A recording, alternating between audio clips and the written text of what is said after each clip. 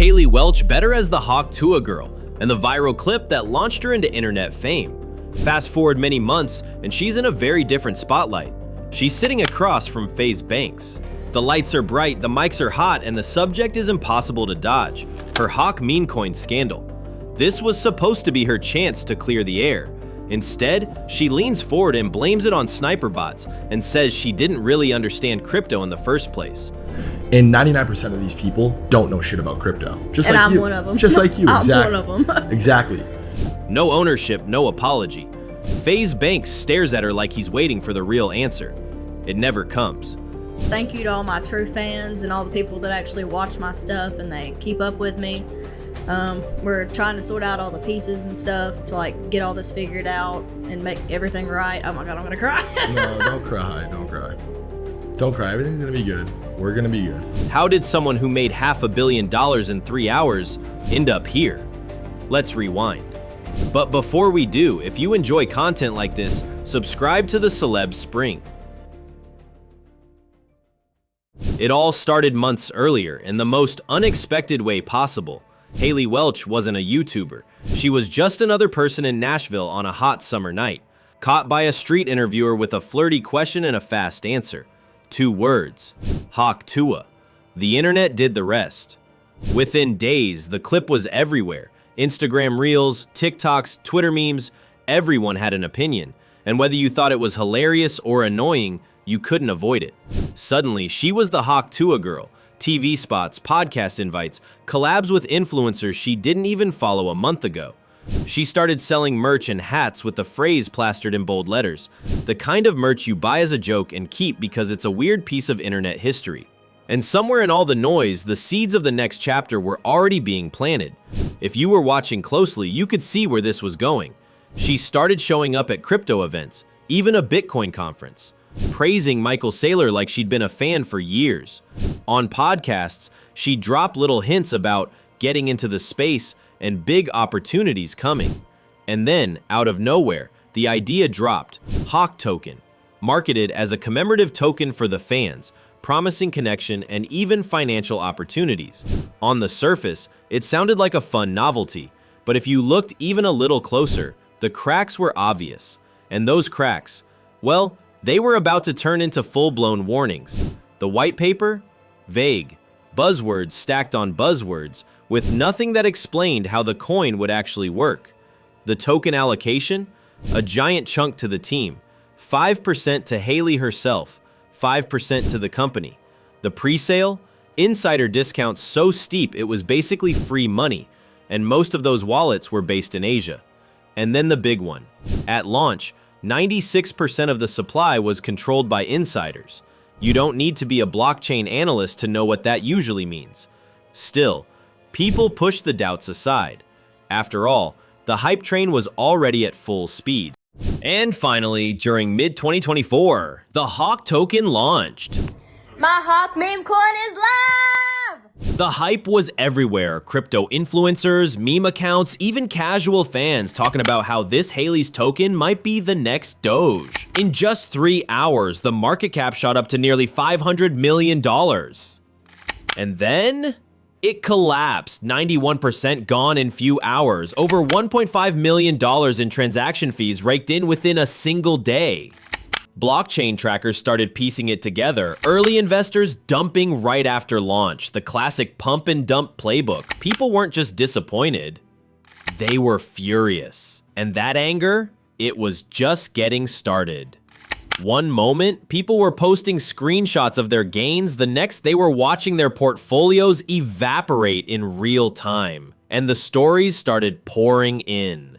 A guy who lost $1.4 million in 20 minutes? A single mom who put in her savings hoping to build something for her daughter. A veteran who wanted this to be his finally a win moment. These weren't hardened crypto traders who knew the risks. These were regular fans, the kind of people who bought a hat because it made them laugh, not because they read a white paper. The accusations came fast. People were calling it a rug pull. Others said it was worse than that it was targeting people who didn't even know how to sell a token if they wanted to. And when blockchain sleuths started posting bubble maps showing insider activity, well, it got harder to defend. But the real spotlight, that came when a certain internet detective decided to get involved. Hey y'all, it's Haliey, and I just want to say thank you for joining my space, and I also want to thank you for my 15,000 holders. We got snipe botted today, but we didn't sell a single token. This is just a launch, and I want to tell you I'm here to stay. The plan is to give these coins to my real fans, the ones that buy my merch, watch my podcast, donate to my charity.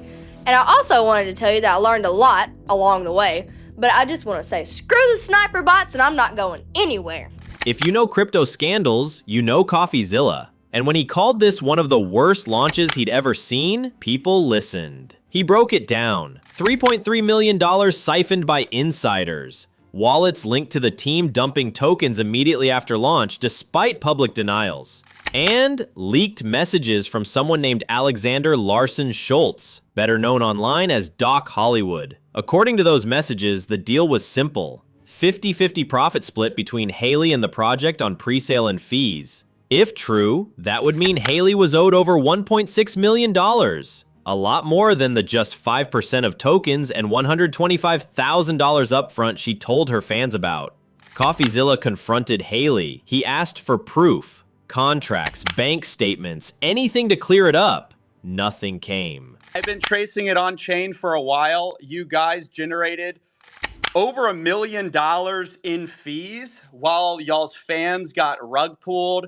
There was snipers, but there was also insider trading directly linked to y'all's creator account. What are you guys doing? No. That's not true. That is true. That's a fact. No, it's not. Well, it's a fact, and you can see it on chain. Haliey called the rug pull accusations defamation, said she didn't personally profit, and that all the money went to PR and legal costs. Happy to answer any I have questions. questions. I have questions. I'm raising my hand. Hey, guys. What, CoffeeZilla? Hey, man. this is one of the most miserable, horrible launches I've ever seen in my life. Okay, then why the fuck are you on? CoffeeZilla does not owe reclast. But without evidence, the story didn't change much. And CoffeeZilla wasn't the only one raising questions about Doc Hollywood's role. So, how is Doc Hollywood involved? Doc Hollywood, aka Alexander Larson Schultz, married to Howie Mandel's daughter, a guy with one foot in entertainment, the other in crypto. And, as it turned out, a history of getting involved in celebrity coins that ended in controversy. He once said, crypto attracts mentally ill individuals, which, depending on how you read it, was either brutally honest or a red flag in itself. In this case, he allegedly structured the tokenomics to heavily benefit insiders, used his connections to make the project look more legit, and, according to blockchain data, was tied to multiple wallets selling Hawk token during the hype. Her comeback moment arrived with a sit-down on the Hawk Tuah set, a high-profile interview with FaZe Banks and crypto-savvy hosts. FaZe's team didn't just let her dodge the topic. They called it out. They broke it down on air. Insider wallets, token allocation skewed, early investors cashing in while retail holders were left underwater. It wasn't subtle, it was an unvarnished breakdown of the scheme that had ensnared her. This was supposed to be her redemption interview, her chance to finally clear herself. Instead, it became a masterclass in what not to do. From the jump, she painted herself as the victim, misled by people she trusted, blindsided by technical glitches, overwhelmed by the world of crypto. She pointed at Doc Hollywood. She blamed sniper bots. She pointed anywhere but herself. Which isn't necessarily true because of the way it was done. And that's kind of the whole point, right? There's a right and a wrong way to do this. And if you have interest, it's mostly important that your network and the people that you trust to walk into this market are exactly that, people that you can trust. I think that's where I messed up. For sure. And 99% of these people don't know shit about crypto. Just and like I'm you. one of them. Just like you, exactly. I'm one of them. Exactly. And then came the moment that killed any remaining credibility. Just minutes into her apology tour, she dropped a sponsorship ad. What should have been an honest reckoning now looked like another monetization play. All right, you guys, I only got one sponsor left because there's some real ones and they've stuck with me since every bit of this started. Game Time believes in me, y'all, and I believe in them. Game Time's more loyal than most of y'all's mans out here. And when the host suggested a genuine path forward, that she should use her profits to buy back the coin and lock it up, Haliey shut it down without hesitation. No effort, no compromise, just a hard pass. To make matters worse, her team capitalized on the buzz from the episode to pump the coin again and unload even more tokens. Afterward, the podcast was deleted. It was the turning point and not the kind you recover from. While the FaZe fallout played out online, another story was happening behind the scenes. The SEC had been watching Hawk Token from the start.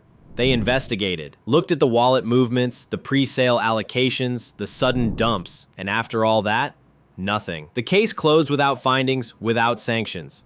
There was also a civil lawsuit in U.S. District Court against her project partners for about $150,000 in damages. Haliey wasn't a named defendant, but her name kept appearing in the filings, like a shadow hanging over the case.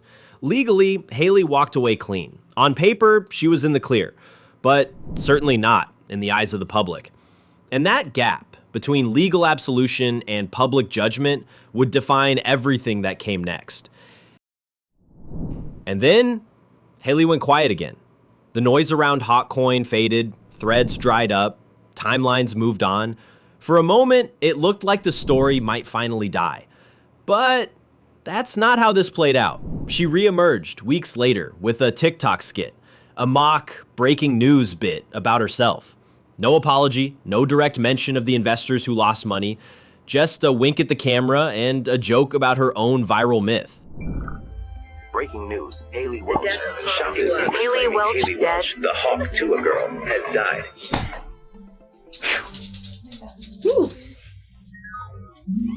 Hawk Tuah Girl is pregnant. Breaking news, the Hawk Tuah Girl is not missing. She's pregnant. Oh my god. Ooh. And right alongside it, she doubled down on her podcast, Hawk Tuah. She leaned hard into it. Big name guests, flashy thumbnails. It was a familiar playbook. Keep the meme alive, keep the lights on. For a while, the strategy worked, at least on the surface. But underneath, there was a disconnect. She avoided tough questions and kept her distance from the wreckage of the coin. She decided to call KSI on her Hawk Tuah set. On paper, this should have been a win, a crossover that draws new eyes and reminds old ones why they tuned in. In practice, it felt like a rerun of the same narrative we'd been hearing since the FaZe sit down. Victim framing. She was misled, she didn't know, crypto is confusing, blame shifting, Doc Hollywood, the critics, the dreaded sniper bots. And when it came to money, the same tightrope. She said she only ever had 5% of the tokens and $125,000 up front, but that sat awkwardly next to those leaked messages hinting at a 50-50 split on pre-sale and fees.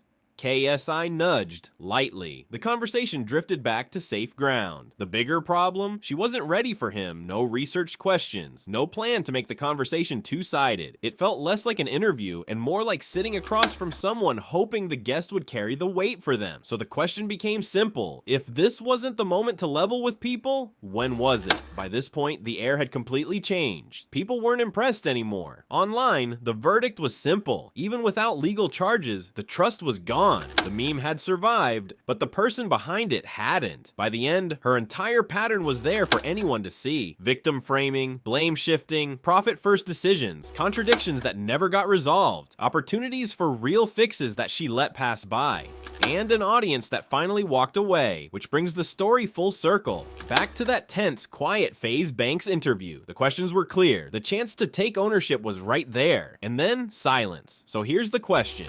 If she had just admitted what happened and tried to make it right, would people see her differently today? Drop your thoughts in the comments and don't forget to subscribe to the Celeb Spring for more videos like this. See you in the next one.